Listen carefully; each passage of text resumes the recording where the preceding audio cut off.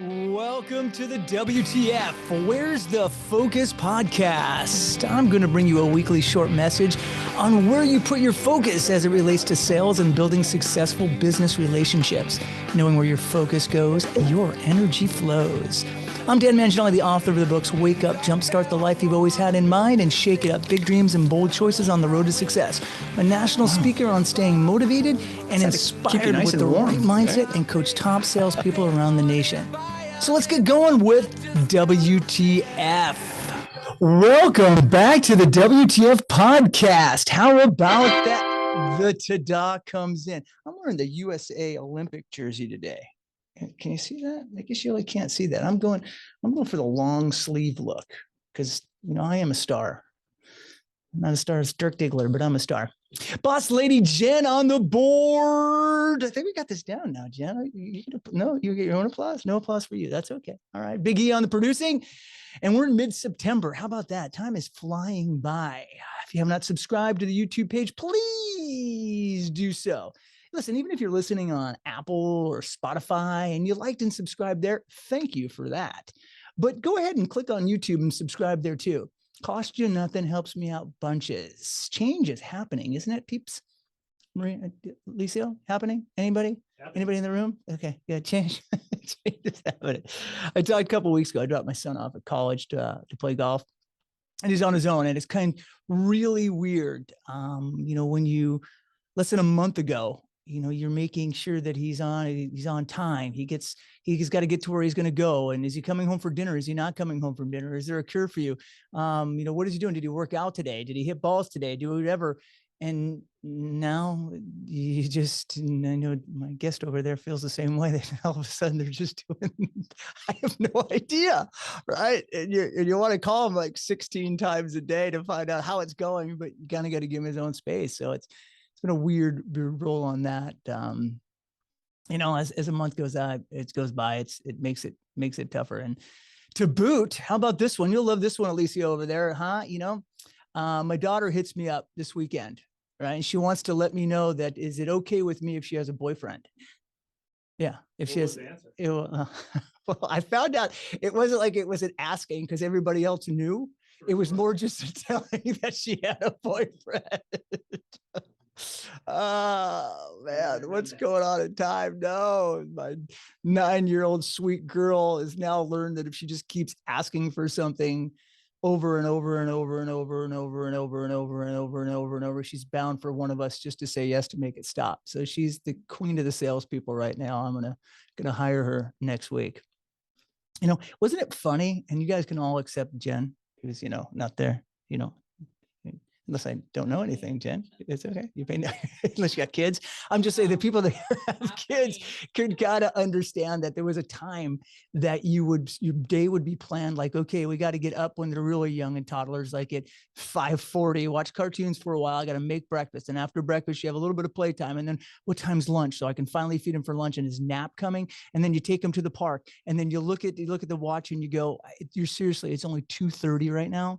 I still have to do more stuff today. I got to figure out what else am I going to do with these toddlers? And then the only thing you're thinking of is like, when can I feed him and when is bedtime? And then you rinse and repeat over and over and over and over again. And it was just my rant for starting. Remember last week we talked to my friend, because I told him I'm going to be able to call him my friend, Danny Califf. How about that? That was awesome. And it was. No, I said Califf this time, didn't I? Califf. Thanks for that. My friend that I can't pronounce his name, Danny Califf. If you even knew, I wrote a K in front of it because I just make stuff up. And if you've been listening this long enough, Califf, Danny Califf, my friend. Remember, he was the LA Galaxy star, San Jose Earthquakes. I'm wearing his jersey right now. He was voted the MLS All-Star team. He was with the Philadelphia Unions and a USA Olympic team and much, much more. If you don't remember any of that stuff, please go back and listen to the last podcast. I ran out of time with him. I hope he's coming in any second now. Here at the WTF studios, we just try to figure stuff out as we go. It's, pieces as we go. So we ran out of time with Danny last week, and I had so many more questions. So I begged him for a part 2. So welcome back, Danny Califf.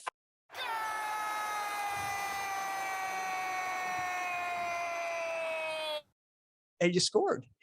The crowd goes wild. Last week we talked about kind of adversity and sticking to what you really want. And this week I want to talk more about, kind of the desire, about a little bit of fun. And how do you kind of keep going even when you don't feel it? And especially from a professional athlete at the highest level you can. So you're retired now. How long have you been out of professional soccer, Danny? I retired at the end of 2013, so about 6 years. And when did Father Time tap you on the shoulder, and what was it that you figured that it was time? It was time to call it. Yeah, I was. I'd been moving around. I was after 30. You're considered old, so teams seem to either lose faith or they don't find as much value in older players, or they find more value in guys that are younger, that they don't have to pay as much. So I was shifted from Philadelphia to Chivas USA, and then from Chivas USA to Toronto, all in the course of 2 seasons. And so having to move my family around, I had 3 kids, and they're getting older and in school. So that was a challenge. And every day coming home, having to, deal with that aspect, the family aspect, and the injuries at that point had started to catch up, and I was in pain almost every day. And do you feel you still had it? You still, besides your heart and your head, do you feel that you still could perform at that level? I felt I could still perform. I just didn't. I think what really ended up happening was between the moving my family, dealing with contracts, dealing with coaches and getting fired, and new coaches coming in, and the being traded at the drop of a hat. I was tired of it. I was tired of that grind. So the business portion of it, was it? Yeah. So, once you're at that level, you're not really making decisions, right? You have people making decisions for you. And I think in the business world or sales world, there's a lot of times that, people make decisions for us or for anybody. That's a yes or no. And I think that, it's a tough place when, you're working as hard as you can, you still think you perform, but you still have to kind of prove yourself. Is that in lack of a better way to put it? Yeah, absolutely. I think, and the older that you get, you gain a lot of experience, but then there's always somebody younger that's coming to that wants that job. Yeah, in our world, it's taking our market share, right? Yeah. In business, there's always someone that's going to be doing things that maybe you didn't want to do, that you're a place where they want your market share. I think this is a great question, and especially as we relate this, and I talk about, we're talking about desire and keeping it. So how do you replace? You're on the field, there's people screaming, there's goals that you're scoring, there's lights, there's autographs that you are, and you're at this kind of high, being in the public light. You're there, people want to be around you, want to talk to you, they're cheering for you, and you're succeeding. But how do you relate that now to your daily life? Like, how do you take that? It's kind of a high, am I right? Yeah. You're on this high when you're on the field, and then the lights go out, right? So were you able to transition any of that and how long did it take to get you to transition to where it would be in your day-to-day life?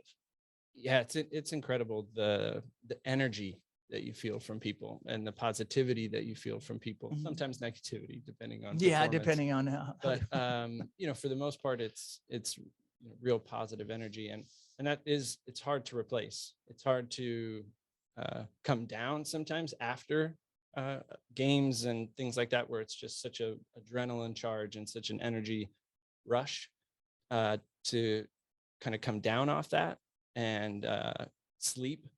Yeah.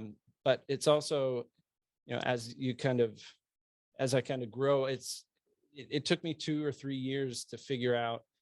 And it really was, and I tried some different things completely unsoccer related, but I couldn't find anything that gave me that same sense of satisfaction. It wasn't the same kind of energy rush that it is stepping out onto the field with a stadium full of 40,000 people screaming and that kind of energy. But the the daily energy, it transitioned, and now working with kids and Right. using my expertise in order to give back to the kids. When they learn, when they grasp a new concept, when they get it for the first time, and you get one of those, oh yeah,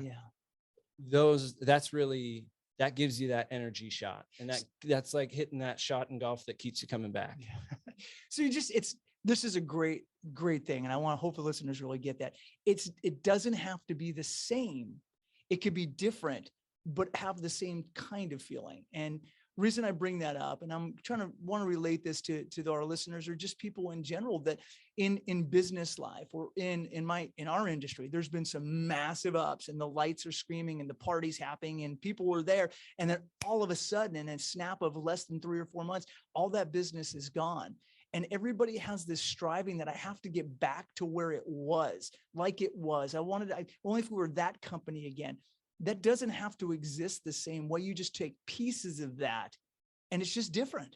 Is it kind of what you're saying? Yeah, absolutely. It's not the same, but it in a lot of ways, it gives you a similar sense of drive, a similar sense of accomplishment, a similar sense of fulfillment that I had when I was walking out onto the field as a player. There's highs and lows, and all those things, and there's highs and lows in the players' lives that I coach. And so if I get to be involved in that, and there's highs for me when I get to mentor, and when I get to see them acquire a new skill or master a new competency, there's I get that similar sort of charge, that similar sort of energy, that when I actually did it and succeeded. Yeah. So it really is just kind of a shift in the mindset. It's okay that it's you're not striving for, and that's where people get in trouble, right? And in acting or whatever it is, you have these lights on you, and then when it's gone, it's dark, and you're trying to figure out, how do I get that? It doesn't have to be where it was, but it could be better as long as it's a little bit different, and you're making it that way, where the desire and the drive is can be the same, but it's just going to look different. So that's cool. Is there a lesson, do you think, from being a pro athlete that helps you keep the desire even when you don't feel it? And kind of what I mean, in any kind of business or relationships, right? You wake up with all these desires, like you relate it to dieting. Today's the day I'm going to start eating well, and I'm not going to, or in sales, you wake up, today's the day I'm going to do it. And then by the time you get into the shower and you're showering going, yep, this is it. And somewhere between the shower and the car, that little guy gets in your head and says, nah, maybe it's not the day. You just don't, I just don't feel, I want to start, but I'm going to start tomorrow again. And I'll just, I'll eat some pizza tonight, but then tomorrow I'll get back. All right. So I guess my question would be, is there a lesson that helps you keep the desire even when you don't? Because I'm sure there's been many days that you had to go out in the field, or the practice field, that you just were not feeling it. Yeah. Lots of days. Lots of days. Lots of days. It's practicing. I got to go to the gym again. Yeah. And especially, you walk off the field sometimes and you feel like you got hit by a truck. So just getting out of bed and making it into the shower is an accomplishment. But I think the biggest thing for me was that to suit up and show up. That was the number one thing for me. Obviously, if I don't show up, then I won't play. If I don't show up, then I won't have a job. So those are always motivating factors, but that doesn't help really you be able to turn it on once you get there. But don't you feel, I love that. If anybody got anything, suit up and show up. But even when you suit up and show up, when you do get there, you kind of get a little bit more into it than you ever thought to yourself of just getting there. 100%. Yeah. And and I always felt that it was the hardest thing was to get into the gym and do the first exercise. Right. If I just went in there and I got the first exercise done, almost all the time, 95% of the time, I'd be able to take that energy and then move on to the next thing, and then move on to the next thing. And then next thing you know, like I look back and was like, dang, that was a good workout. And I didn't even, I was going in thinking like, oh my gosh, the last thing in the world workout ever. that I want to do. And I just kind of rolled into it because, first I had to show up, and then I just had to be there. I just had to walk in there. Yeah. I just had to, physically be in that environment and put myself there. And then slowly and gradually it would just, without me even like really kind of thinking about it, we just kind of roll in, and one thing leads to the next and leads to the next. And you look back and like, wow, geez, okay, I'm done. And it felt good. And so much in business life is the same way. I mean, you have all these ideas, and I think that you just said, you just got to get started. I mean, there's got to be a starting point where you actually just start doing it. And then when you're doing it, it's like, it's not so bad. And then you get some success at it. Like now you're lifting more, or you do something at practice that would be better. You want to do it more without a doubt, of continuing to do so. And that's a great analogy. Hey, Danny, we have a special caller with a question. Well, please. Hey, Dad, I just wanted to call in live, but I'm in rehab sport training. I'm looking for some advice from you as a professional athlete and my dad. What advice would you give yourself as a college freshman that's coming back from an injury? I can't wait to hear the podcast once it's finally finished, and I love you and miss you. Oh, that's awesome. Well, you got to answer the question before you start crying. Tearing at the heartstrings there. I get more beers if you can start crying. Could you at least throw out some tears or something? I would actually get some more people to watch if I really, oh my gosh, look, it was that. Answer the question, and then we can. Do you even remember the question, Danny? Yeah, well, she's injured. She's been injured, and as I'm going to roll back a little bit. Your daughter's playing college soccer, correct? Yeah, she's at the University of Pittsburgh, and this is her freshman year. And they have a really good program and everything. And she went through the whole preseason, and then 2 days before the first game, she came down with an injury. Right. And so she's been battling over the past 2 or 3 weeks while the team's been playing, and she hasn't been able to be even available for selection. It's really been hard for her to deal with mentally. And I think that this is a really hard place to be in for any player, any kid or person, right? When you've worked really hard for something and you've had this goal that you've had for a long, long time, and then something comes in and kind of derails that progress a little bit. And for me, looking at the outside, I can tell her that she hasn't lost anything, and that being healthy and focusing on that and getting right is the most important thing right now. And then everything else will come after that. Would you have told yourself that? Would you have told yeah, well, I told myself that, but I didn't necessarily listen to That's myself. what I'm getting at. It's good. But you're right. I mean, it's how awesome to say, look, you're at a place because you deserve to be at that place. You're at a 100%. spot because you've earned that spot, but your health is the most important thing. And I'm talking for you. I mean, I'm guessing what you're saying.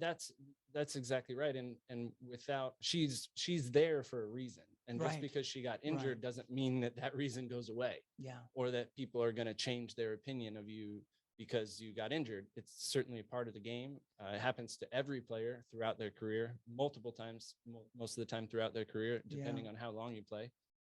Which is crazy, because we talked about you being injured when the World Cup, and you were saying like, I'm ready to come back. I'm ready to come back, because you did not want to miss that. And you felt that it was an obligation to be there. Now, from the outside looking back in, it's awesome to hear that.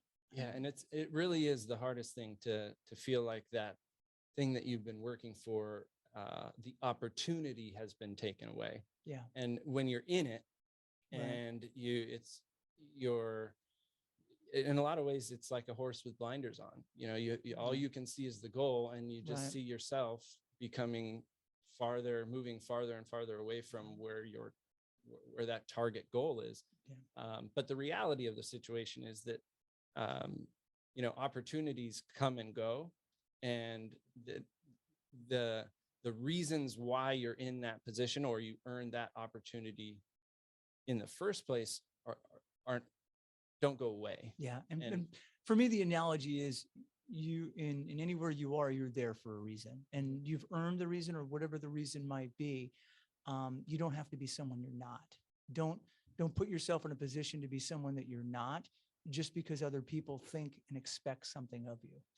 And I think a big thing too, especially with kids, but certainly in the professional environment as well, is that, you know, you can only control at the end of the day what you can control. And you can't control somebody's opinion. You can't control what how your body is reacting in a certain situation. You can't control that. Really the only thing you can control is the things that you're doing to try and get better. Yeah. The actions that you're taking to try and get better, and then mentally staying positive. I think having a positive mindset is a huge piece of success. I love our old guy advice, because both of us, someone was talking to us when we were probably in our 20s, be going, yeah, okay, dude, sure.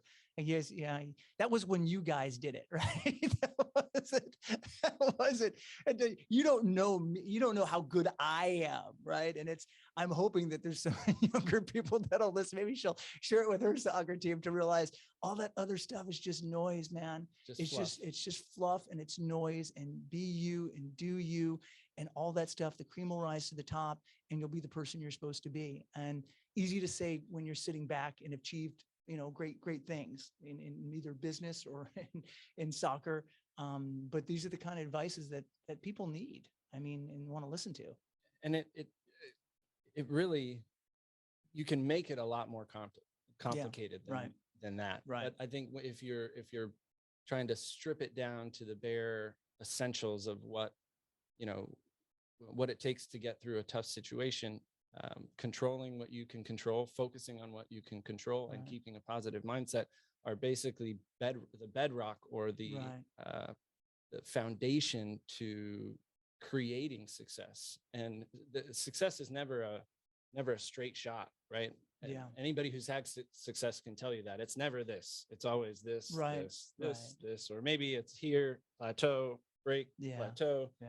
But it's never, regardless of what anybody tells you, it's never all great all the time. Right. And I because I'm crazy and I wake up early and I do writing and stuff. One of the things that you just made me realize that I write down every day is two things: is winners focus on winning, and you can only control what you can control. Because we take that first part, what I said, winners focus on winning. You want to have a winning attitude, but you also have to realize you're not in control of it all. And you can only control what you control in the winning portion of it, which is, I think it helps me at least. And, in my daily things to remember, because you blow by things when you try to start to control them.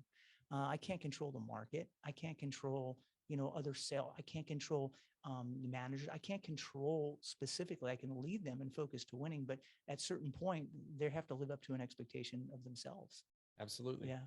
What do you believe your greatest strength that you were able to take away from being a professional athlete that you help others with? Is there one strength that you're able to give advice even to the kids that you coach or whatever it is that you learned a little bit of being a professional athlete? I think it's similar to the thing that we just talked about. Being able to control what you can control, right? Because in soccer, certainly when you get higher up, but even in youth soccer, there's a lot of politics, and there's injuries, and there's performance, and there's you just growing and not feeling 100% right in your body. There's all these different challenges that kind of get thrown into the mix, but at the end of the day, it's still, you can only control the controllables, what you can control, and what you bring into every single training session, how you focus your brain on the training session, or on whatever it is that you're doing that's servicing that greater goal. I think it's still, even as I look back, it's about putting my focus and my control into things that I could actually see progress and make change in. I couldn't change, what my contract was. I couldn't change whether the coach, had this opinion or had that opinion about me or anything like that. But I could control, when I showed up, I could control the things that I Well, I made saw from the video you priorities. can control the color of your hair. Right, Because I apparently did- that I did- changed quite a bit. I did that. Okay. I did quite a bit. Quite a bit. I couldn't control a lot, but I could You control my hair control color. the Look, now that you're having a business and you actually train youth soccer and you're playing soccer, do you think you have to, is there a sales that you're selling to others now? Or do you feel it just, this is how they're coming to you because of who you are and they know you're doing this? Or are you making outbound phone? Are you trying to put yourself out there to do this? What you're doing right now in the training?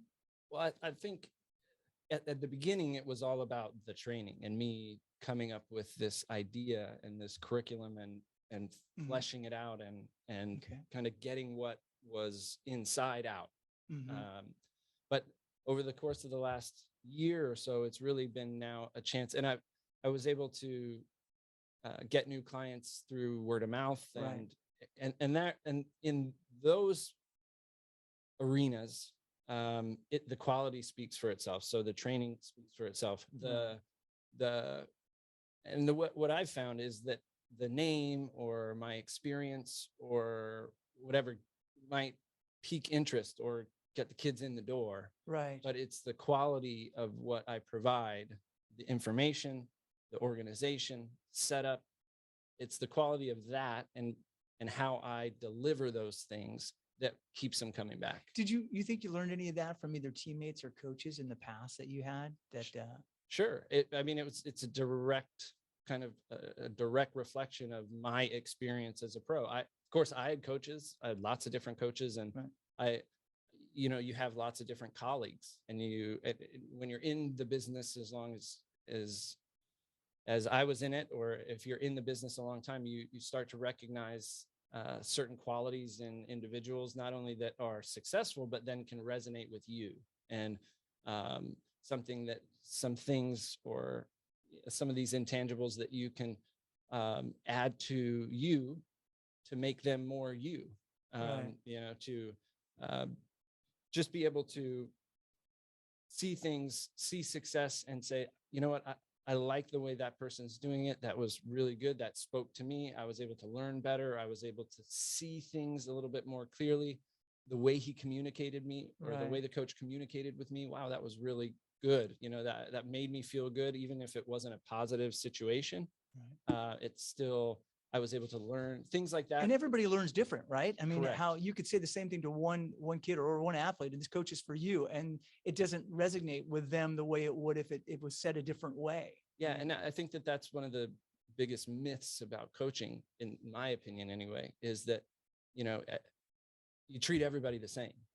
Yeah. But you can't treat everybody the same No. because everybody's a different person. Everybody has different No. things that motivate them. Everybody has different things that they like, that they prefer, that they, so. That's so transferable in anything. For myself, if I coach a CEO or I'm coaching people at a high level of sales or whatever it is, I can't, because they do that, I can't say that someone else is going to do it that way that person did it. It's how they interpret it and how they're going to learn to be better. Yeah, absolutely. And I find it with what I've created, that there's kind of mechanically, there's a way to do something that's correct mechanically. Right. If you put it, this is the ideal thing and we teach to that. Mm-hmm. You teach to the ideal, but at the end of the day, the player and the person have to integrate it into themselves and make it their own, which is so great. I mean, you teach to the goal. For me, this is the goal, but how you get there, right, is personal. It's personal to each person. Exactly. And I want to make X amount. I want to have X amount of sales or whatever it is to get to. I want to be this level of athlete. It's different. You can't just say, okay, these are the drills you have to do. Right. Or these are the calls you have to make, because it's different for everybody. Right. There's a broad kind of base or foundation that everybody I think kind of needs and that is the fundamentals in some cases, right? 100%. I mean, that's the fundamentals. But when those are attained or as you're growing, it's still all about making those things you and being comfortable bringing what you have inside you out through these different things. Right. Who did you look up to when you were a kid that you wanted to be like, or saw? Was there someone on the field that you go like, that's who I want to emulate, or I mean, that was not honestly a hero because you know, you ended up being at that level. Was there someone that you looked up to like that? Well, I think when I became a defender, and it was right around 1994 during the World Cup, and my dad took me down to Mission Viejo where the team was training at a training ground, and I got to see the likes of Alexi Lawless play, and Dan Califf, and some Marcelo Balboa, and each one of those guys were different guys, you know, different guys personally. They were shaped different. They had different body types. They had different styles of play. But I really looked up to those guys because they were each individual. They're each their own individual. You couldn't, you know, put them together and say, oh, they're this essentially the same player. And they each found ways to really dominate. And without them even knowing, were you, as a youth, you're looking at that, would you like try to emulate some of the things that they would do? For sure. If I would have been able to, you know, I grew my hair out and grew a big goatee, but I never had red hair. So I you go, Alexi. Yeah, I couldn't be Alexi. I couldn't be Dan Califf. That's okay. You know, and I wasn't rocking the huge long ponytail either, like Marcelo Balboa. So right. I you know, took my fashion cues someplace else, but I feel like you know, just their work ethic, they were hard, they were tough, they organized, they didn't take anything from, you know, any stuff from anybody else.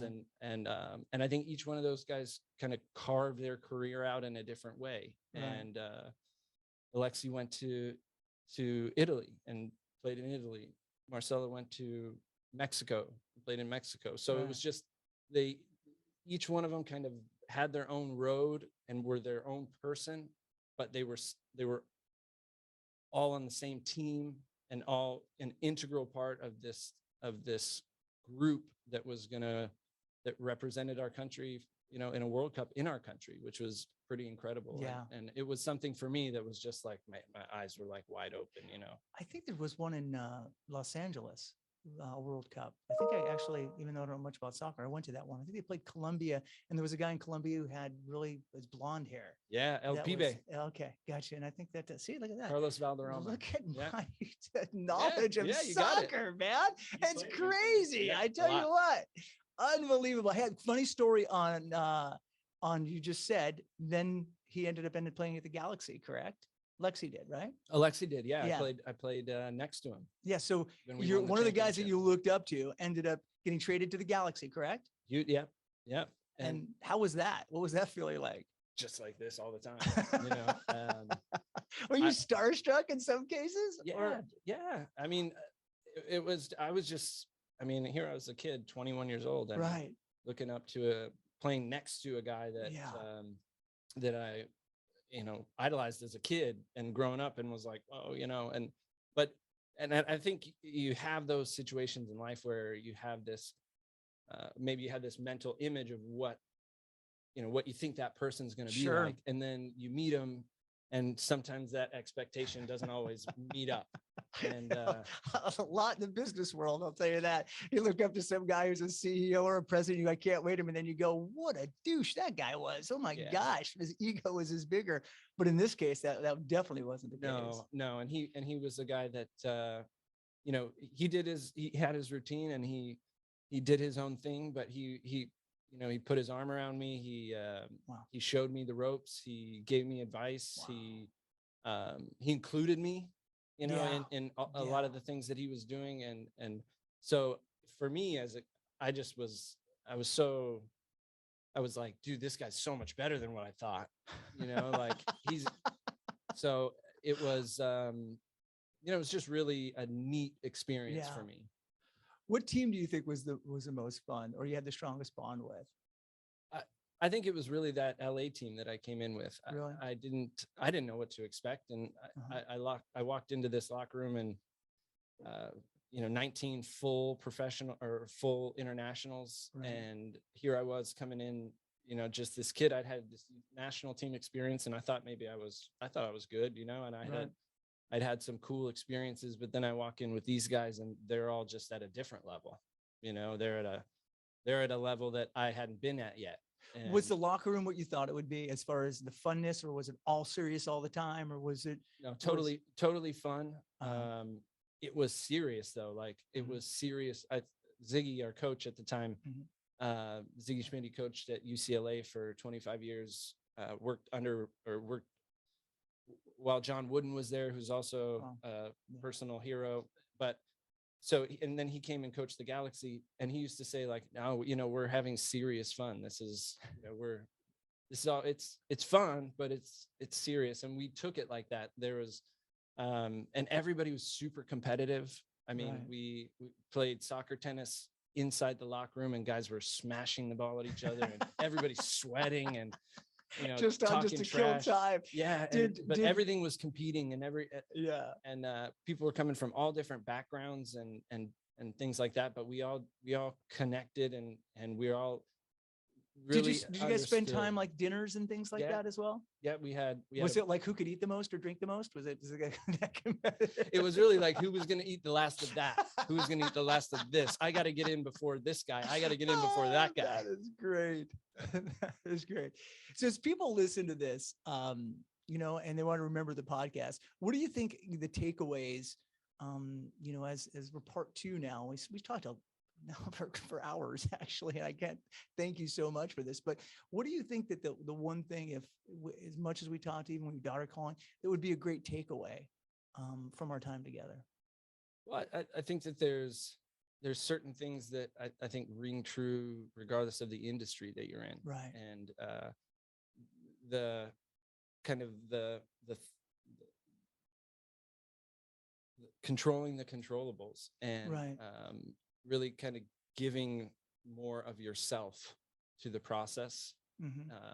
And I really just, more than anything, I want people to know that, like, soccer's not all that much different. There's these themes that kind of reoccur in life that are important to grow. And it's important in soccer, but it's important in business. It's important in your relationships personally. Right. And so more than anything, I want them to try and relate some of the things that they have going on in their personal life, and understand that these things happen to soccer players, they happen to fathers, they happen to coaches, they happen to, all these different people, and you're not alone in feeling this way. And there's ways and things that you can do to try and change, and to try and add different parts, add positive things to your life and your journey, regardless of what it is, whether it's soccer, whether it's doing loans, whether it's in business, whether, whatever it is. There's these common themes, these core themes of success that are pretty consistent regardless of the field that you're actually working in. Yeah. One of the reasons of even doing this podcast, even in my books, it's always been relatable stories to realize that we're all a little bit broken, man. We all put on this front. I mean, heck, we can go to social media right now and you could look at someone and go, I know that dude's not like that, right? And we all want to put on a front. We all have our own, we're all dealing. I don't care if you're a professional athlete or, a 16-year-old daughter who decided to tell me she has a boyfriend. There was probably a lot of angst to go in that, because I was the last person she told. But it's still, there's a lot of angst that goes into a lot of things. And we all have these little things that we think that it's just us. Yep. We think that, it's just me going through this. It's my retirement and pro soccer. Man, I bet no one else had to have these feelings that I have. And it's just not true. And in business, same thing. It's just, and I've lost this sale and no one knows what it's like to lose this big account. And it's just not true. We've all have the relatable stories, and we all have a little piece that's a little bit broken. But I think if we could do things together like this and talk about, like, hey man, it's just, this is how it worked for me. I hope that somewhere in this, it can work for you too. Absolutely. Yeah. Absolutely. Danny, thank you again for even coming back in. I made you come back in, and I told you I get to call you friend now. So I really, really, really, really appreciate being on the Word of Focus podcast. As I said, make sure you like and subscribe, please. Is there anything, Danny, give me your website again. If you're looking for coaching for your youth, if you're looking for some tips on what you can, and you're local to California, please, what's your website again? It's soccerpsr.com, and it's a little bit under construction, but the info's up, and then we're at @prosoccer_res at Instagram. Okay. And on Facebook and TikTok and the other social platforms too at Professional Soccer Gotcha. Resource. Jen, you laughed because of TikTok. Does he look too old to be on TikTok? Is that the problem? Or are you laughing? You're laughing because what? I think she just called you old. I mean, I don't. Well, she wouldn't be the first. I'm surprised my daughter didn't call me old, and then she called in the message. Well, make sure, as I just said, go back one more time on the website, Danny. It's soccerpsr.com and prosoccer_res on Instagram and Facebook. Awesome. Look him up, guys, please. If you take advantage, you want to use the things, success leaves clues. And where you're with people at a top level, those success, you can actually help and coach people in different ways. So, that is awesome. I thanks to your daughter for calling in. That was pretty awesome. Yeah, right? Pretty cool. Choking me up over here. Okay. So I think that just being your daughter, it guarantees her to be an Olympian too, right? No? Is that what it is? I don't think that's the case. I shouldn't put that out there. She's going to listen to this. I love the call. Thank you so much for the call. It was awesome to do that. Hey, let's have your comments, and thank you for watching and listening. Email me with a great story. I love them. Dan@manginelligroup.com, and we'll talk to you soon. Another great guest coming up.